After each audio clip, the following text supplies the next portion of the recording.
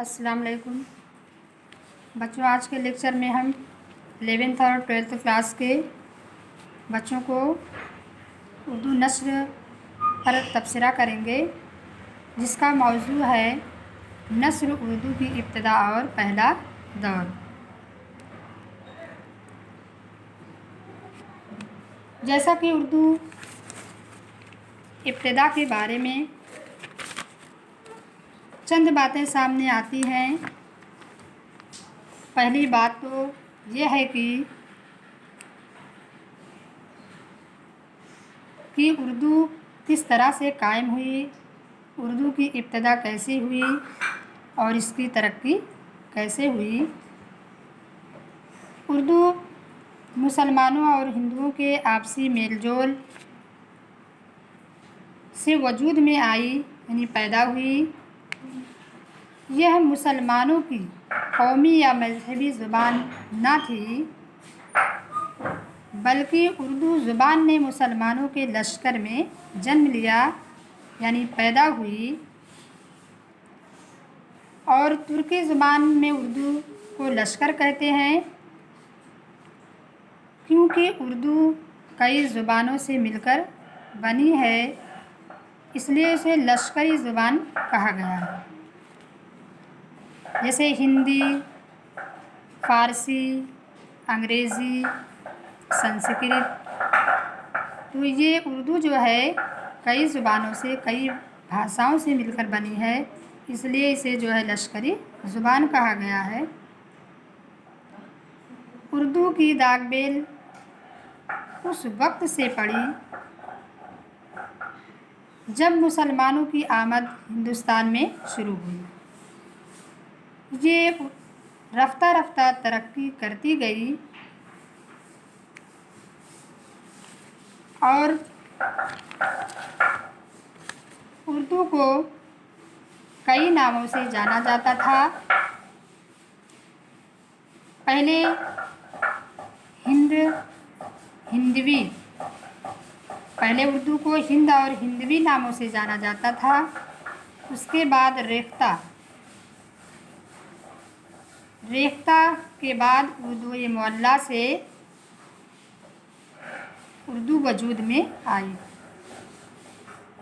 ریختہ ناموں سے جانا جاتا تھا، اس کے بعد اردو معلیٰ کے ناموں سے جانا جاتا تھا اردو کو، پھر اردو معلیٰ سے اردو نام سے وجود میں آئی، جو پوری دنیا میں اردو کے نام سے جانے لگی۔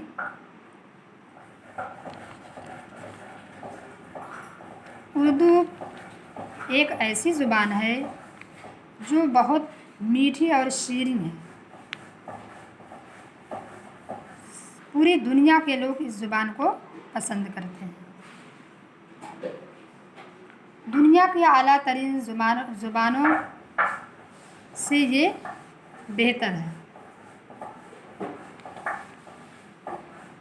بچوں دیکھیے کہ اردو کی سب سے پہلی تصنیف امیر خسرو کو بتائی جاتی ہے، مگر کچھ لوگوں کی رائے ہے کہ اردو کی پہلی کتاب اشرف جہانگیر سمنانی کی ہے، جو 1208 عیسوی میں اخلاق و تصوف پر انہوں نے لکھا تھا۔ ان کی پہلی تصنیف نوشر ہار ہے، جو انہوں نے لکھا تھا، تصنیف کیا تھا۔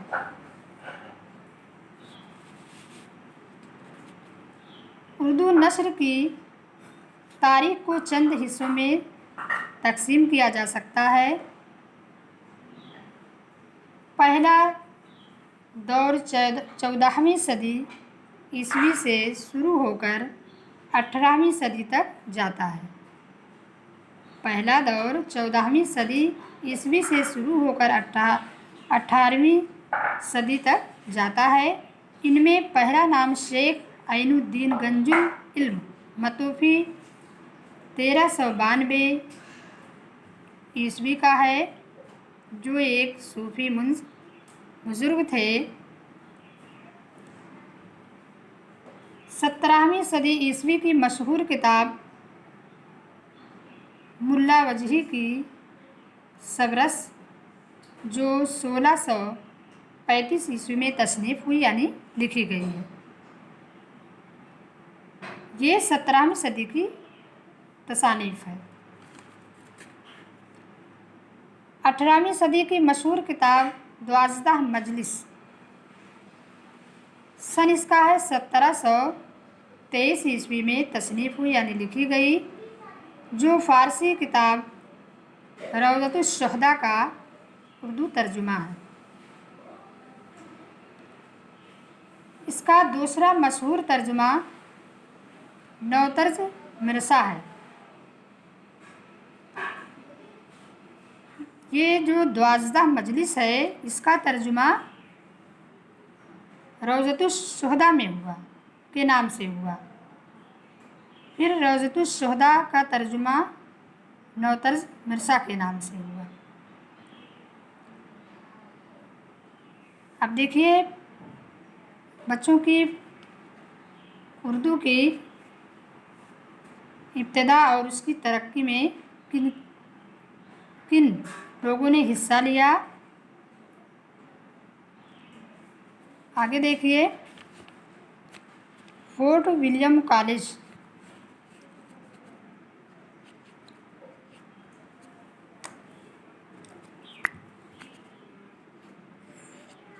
Fort William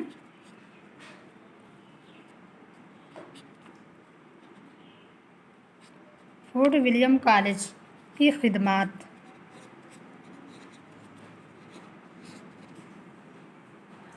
fort William college की खिदमत यानी फोर्ट विलियम कॉलेज ने भी उर्दू की इब्तिदा और तरक्की में हिस्सा लिया। पहला गिरोह उन अहले कमाल का है जिनका ताल्लुक़ फोर्ट विलियम कॉलेज से था। फोर्ट विलियम कॉलेज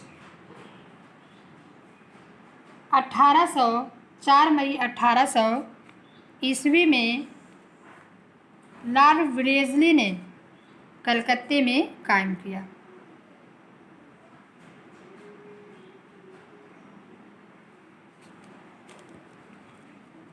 जहां डॉक्टर जॉन गिलक्राइस्ट फ़ारसी और अरबी ज़ुबानों से सलीस उर्दू में तर्जुमा किया।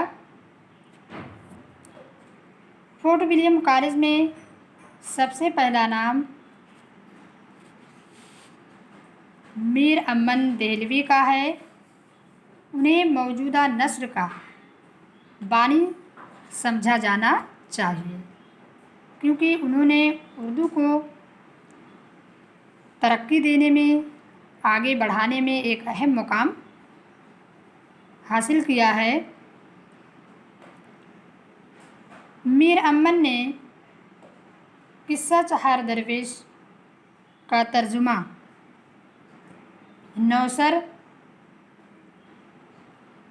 नौतर्ज मिर्सा को सामने रखकर उसका तर्जुमा किया और उसका नाम बागो बहार रखा,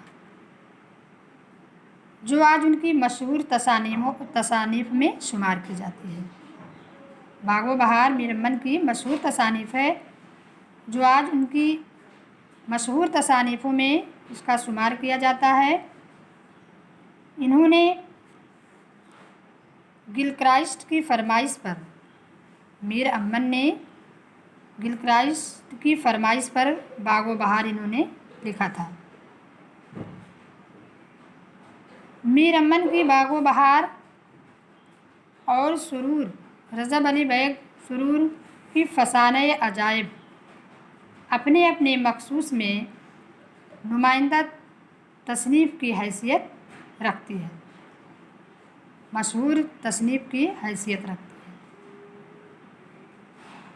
मीर अमन का ताल्लुक़ दिल्ली से था और रजब अली बैग का ताल्लुक़ लखनऊ से था।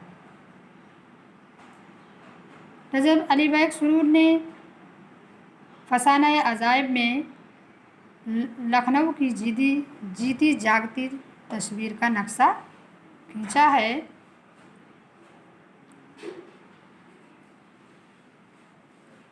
اردو ایک ایسی زبان ہے میٹھی اور شیریں۔ اردو زبان نے ہر زبان کو اپنا سمجھا، اسے اپنی بہن سمجھا۔ انہوں نے کسی کو نفرت کی نگاہ سے نہیں دیکھا، لیکن آج اسی اردو کو نفرت کی نگاہ سے دیکھا جاتا ہے۔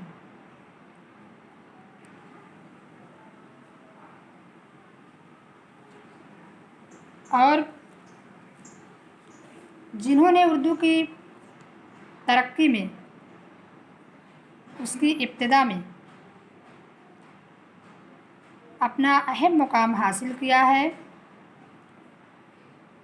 میر امن، رجب علی بیگ سرور،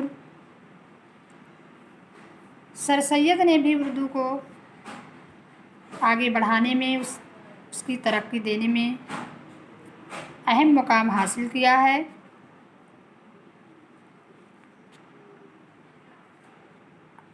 اب آج کا لیکچر ختم ہوا۔ اگلے لیکچر میں ہم بچوں آپ سے دوسرے موضوع پر تبصرہ کریں گے۔ خدا حافظ۔